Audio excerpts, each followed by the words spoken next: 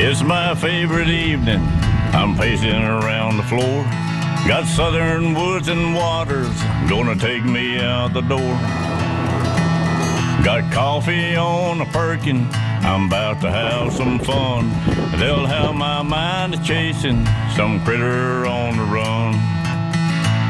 Bring it on, southern woods and waters. Make me hear that sound of a fish that's breaking water or the bawling of some hounds.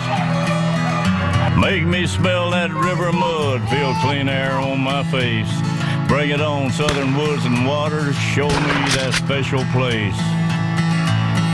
Probably about 11-inch crappie.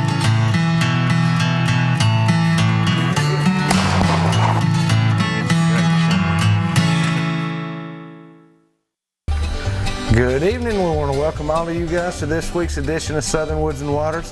I'm joined tonight by my good friend Randall Haley in the studio, and we're going to be talking with you all about late season turkey hunting and some tactics that you can use here in these last few days of the season to try to get that last gobbler to fill your tags out, or maybe that first one to you know, finish your season off right.